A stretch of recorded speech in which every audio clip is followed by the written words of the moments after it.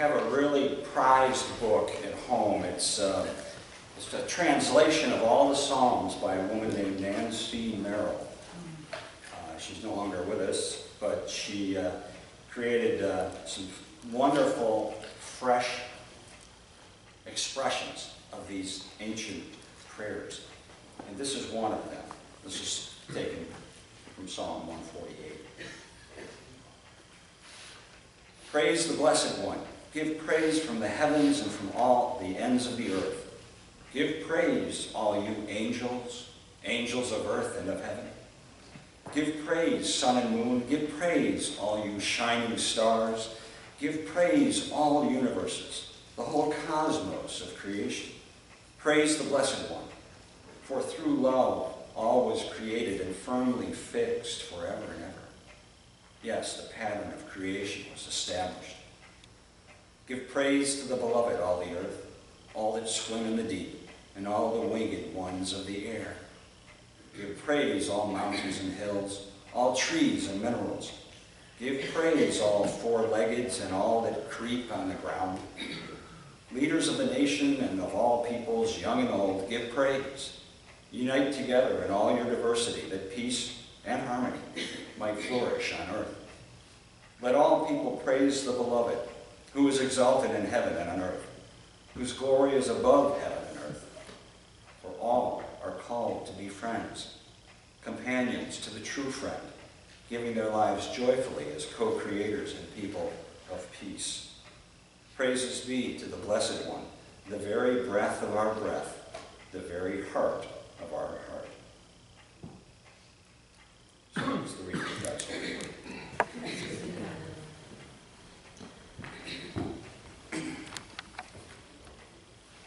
Let us pray together. Gracious God, we listen to this interpretation of Psalm 148, a very, very ancient prayer with a fresh spin on it. We know that it is so much about the beauty and the gift of your creation, of which we are a part, of which we are stewards. Bless us in our efforts to live up to that calling. Amen.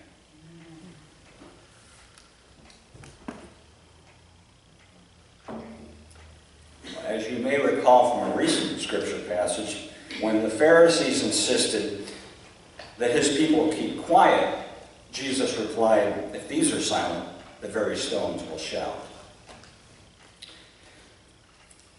That's a bit of a stretch. I mean, I don't know that I've ever heard a stone shout.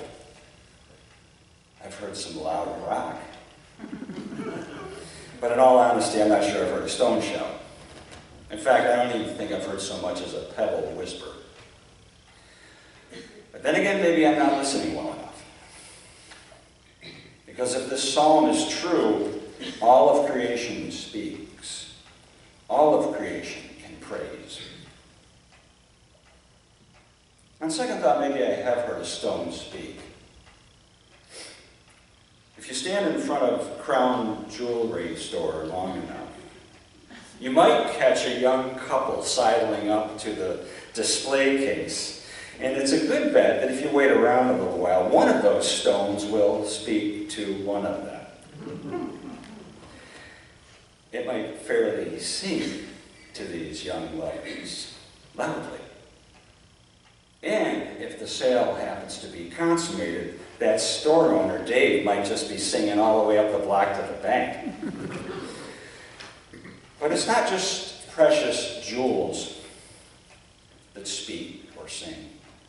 It's every corner of God's created realm. But again, only if you and I listen.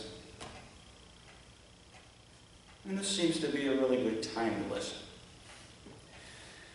As I mentioned to the kids, we just concluded what I informally call Earth Week.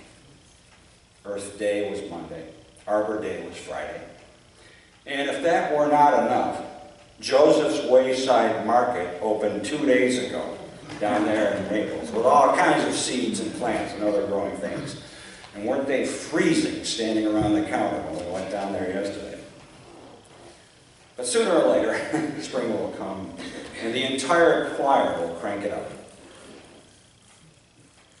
Back during our first spring, when I drove along the road, I'd see these ponds and roadside streams, and you could hear the peepers blasting out their classic songs of spring. And the trees were starting to explode with their silent symphony, birds favoring us with anthems, unlike anything you could duplicate, even you, Bob.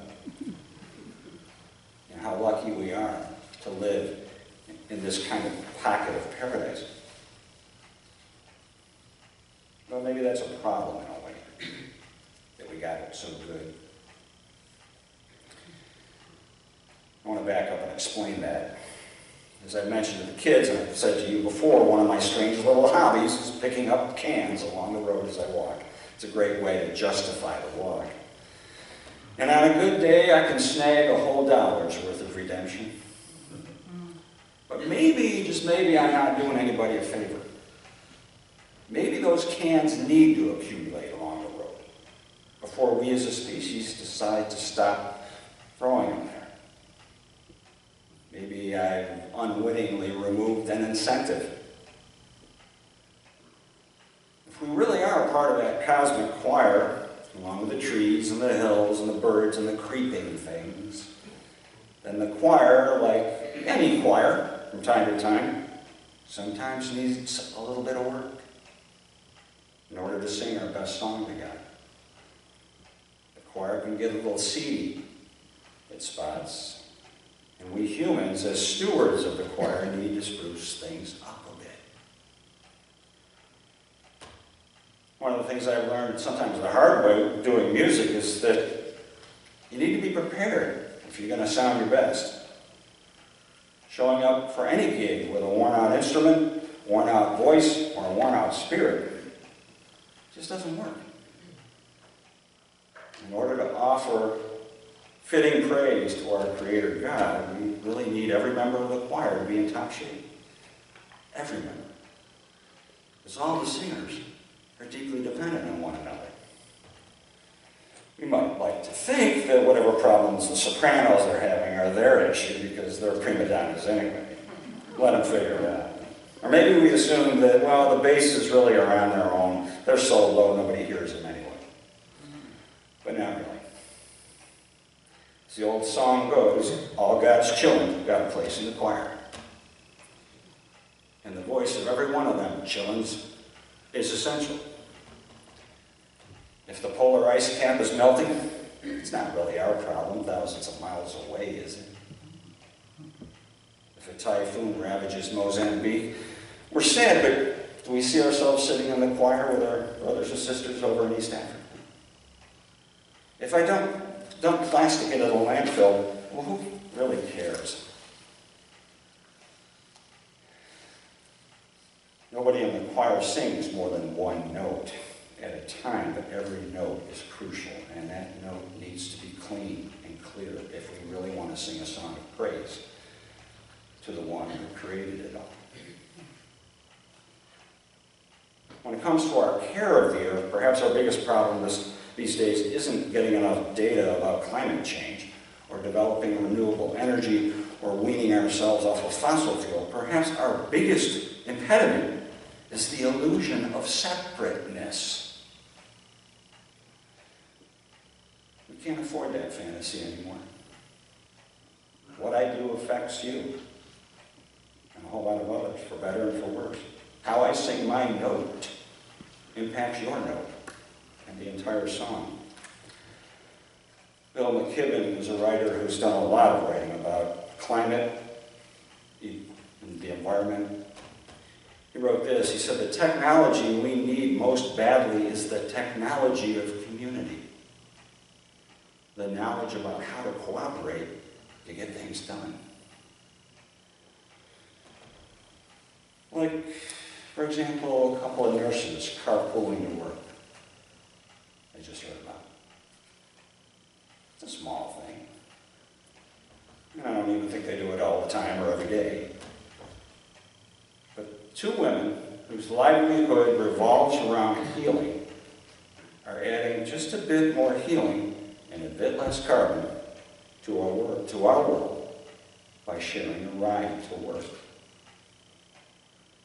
In a microcosm, that's both the challenge and the solution that we face, pushing past, I think, our addiction to autonomy in our own car and getting together for the sake of the planet. Our planet can seem so big, so abstract, and it is big. I can't even get my head around New York City, let alone Earth. So maybe we need to make it more concrete and jump into the car with those two nurses and drive. But drive clear over to the Maldives in the Indian Ocean. It's a wet ride, and I don't think even all-season radials will do it. But let's imagine, because I think the journey's worth it. Because that little bit of cooperation by those two nurses, magnified by other nurses and other people, might be what helps that nation of Maldives stay dry. When most of your country is built on land that's a couple of feet above sea level rising becomes a really big deal. And if the folks in the industrialized nations are actually burning the fossil fuel, if those folks can start to mimic the nurses and cut back on some of the greenhouse gases emitted, maybe the Maldives might not be faced with a harsh choice between sinking and scuba gear. What we do does affect others. The choir works together to sing its praise. At this point when I was writing, I paused because the sun came out. Hallelujah. Just as my laundry was finishing up drying in the laundry down in the basement in the machine. And I said to myself, shoot, I could have hung out my clothes if I just waited a little bit longer. Same guy, Bill McKibben, once wrote, if you want to be a solar pioneer, go buy 50 feet of clothesline. $3 worth of pins, clothespins. So I guess I missed it this time. But we're works in progress. It's a good bet that my clothes will get dirty again. And even that the sun will shine again someday. Even in upstate New York. So there's hope. And we need to end on a hopeful note, because there is hope. A lot of hopeful notes being sung these days. Just one more I'll throw out there. It's not news to you, really. I've mentioned it before, but after 30 years in existence, the Finger Lakes Land Trust is now preserving and conserving about 1,000 acres a year. Conserving waters and lands for posterity, safeguarding this local gem. And I have reason to believe, definitely I have reason to believe that others are joining those two nurses in finding creative ways of lessening our footprint and enhancing God's imprint upon our world. So I'd love to get together out here with coffee and something to eat, because I love to eat, and hear some of your ideas about how we can do this, how we can chime in with a choir so as to sing praises to God. Clean, clear song. Plant a tree. Share a ride. Stretch a clothesline. Stretch an imagination. Let's get creative for the sake of the choir, for the sake of the world, and to the glory of God.